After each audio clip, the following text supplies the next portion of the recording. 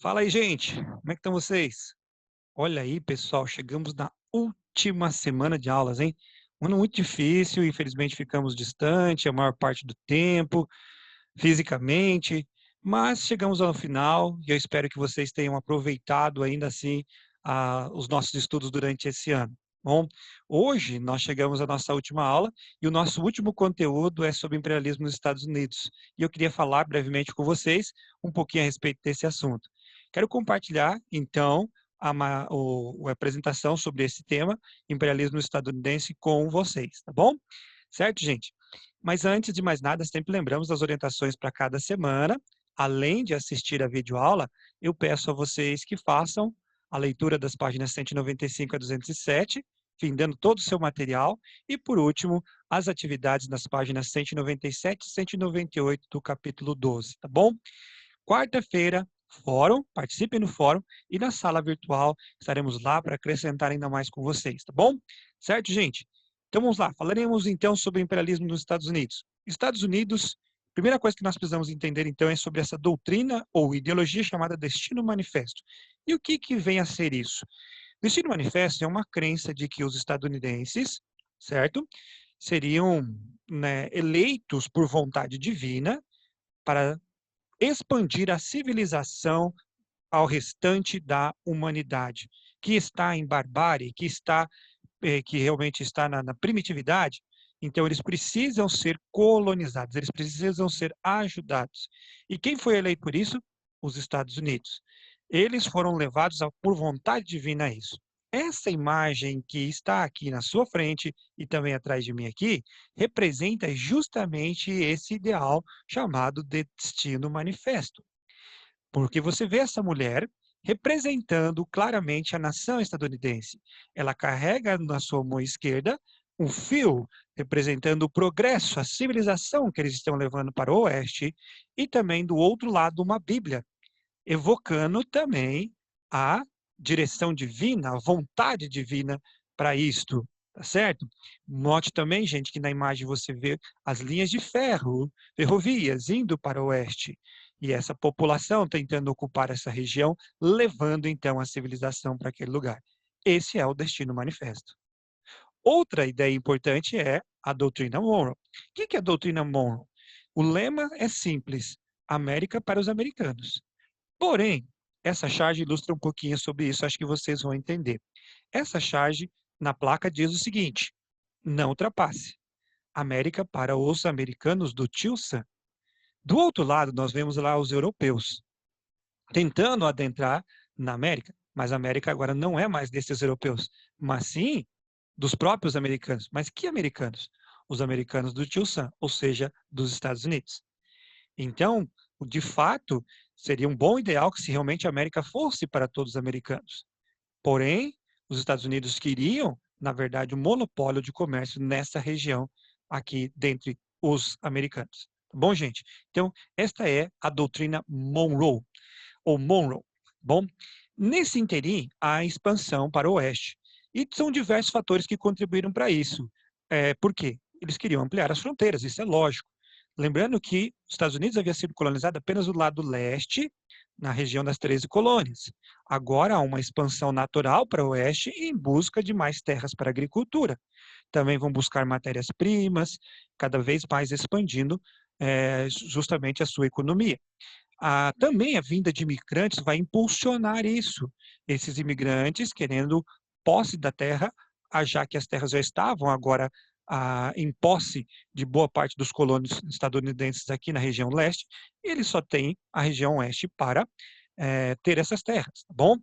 Melhoria nas condições de vida era a tentativa de muitos deles, e em especial a busca pelo ouro. Notícias vêm de que o ouro foi descoberto no oeste, então impulsiona uma galera a vir para os Estados Unidos em busca, e também vão para o oeste em busca de encontrar ouro, certo?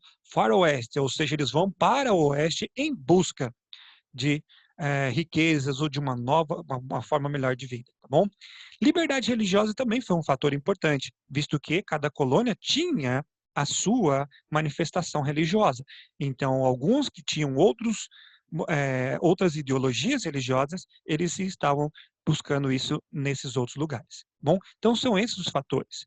Lembrando, gente, que esta expansão vai levar à opressão e dizimação dos povos indígenas. Note que na imagem aqui, que nós estou apresentando aqui atrás, você vê que os indígenas estão correndo, estão fugindo.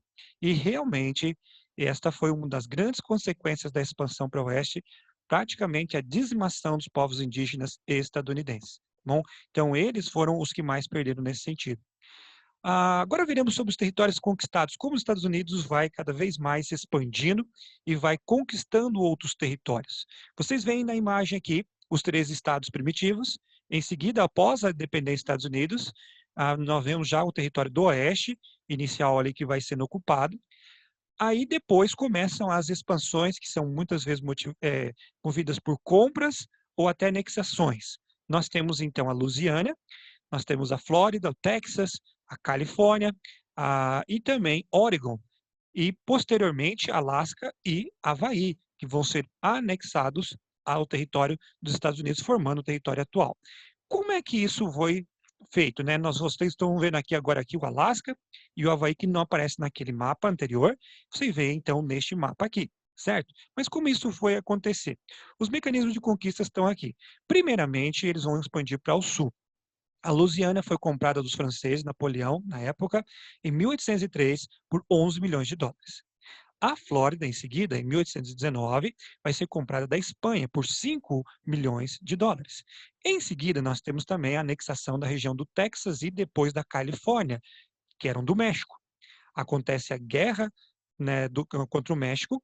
Os texanos eles vão se declarar independente, vão criar a República do Texas, e um ano depois votam a sua anexação ou a sua aglutinação aos Estados Unidos, certo? Enquanto a parte da Califórnia vai ser conquistada através de compra, uma boa parte dela vai ser comprada dos mexicanos, e outra parte também conquistada na guerra contra o México. Bom, pobre do México, tão longe de Deus e tão perto dos Estados Unidos, era a brincadeira que tinha naquela época, né? Tá vendo, gente? O Oregon seria a parte do norte dos Estados Unidos que vai ser anexada por diplomacia. Não vai ser guerra de conquista nem compra, mas ela vai ser feita através da diplomacia com a Inglaterra. Um acordo será feito com a Inglaterra e essas terras se tornarão dos Estados Unidos. Bom, então isso foi importante porque agora os Estados Unidos atingiu a transcontinentalidade, ou seja, eles têm terras desde o Oceano Atlântico até o Oceano Pacífico. Toda aquela parte continental é deles, de leste a oeste. É a primeira vez que eles vão ter tudo isso aí.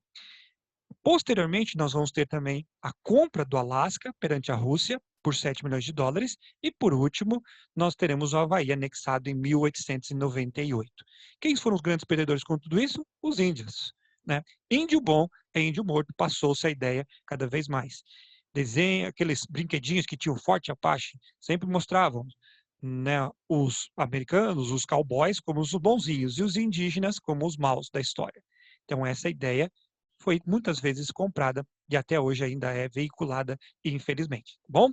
Então, mais uma vez para ver isso aí. E por último, gente, a Guerra de Secessão, precisamos falar com vocês brevemente sobre isso. Essa guerra dividiu os Estados Unidos em duas partes, como vocês veem aqui.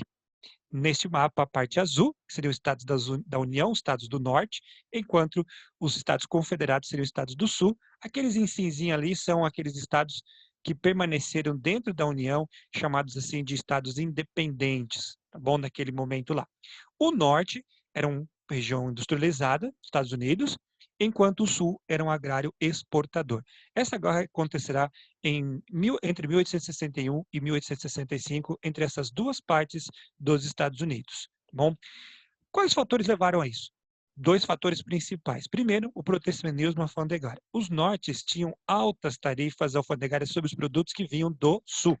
Então, o sul teria que pagar taxas maiores para o norte, enquanto os produtos que eram comprados do sul tinham baixas tarifas de alfandegárias. Então, você percebe que havia já um certo protecionismo e uma certa injustiça em relação do norte ao sul nesse sentido. Bom, e o outro fator que foi a causa principal da guerra, segundo dizem os historiadores, foi justamente a questão da escravatura, do escravismo.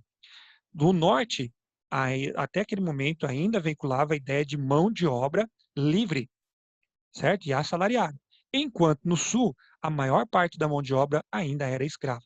E eles não desejavam, então, a abolição da escravatura, certo? Enquanto o Norte estava veiculando a ideia de abolição da escravatura.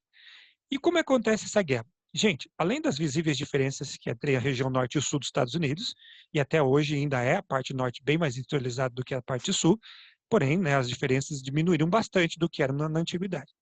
Temos a eleição de Abraham Lincoln. Abraham Lincoln vai ser eleito em 1860, isso vai ser determinante para o início da guerra, porque Abraham Lincoln ele era anti-escravista. Ele desejava, então, a abolição da escravatura.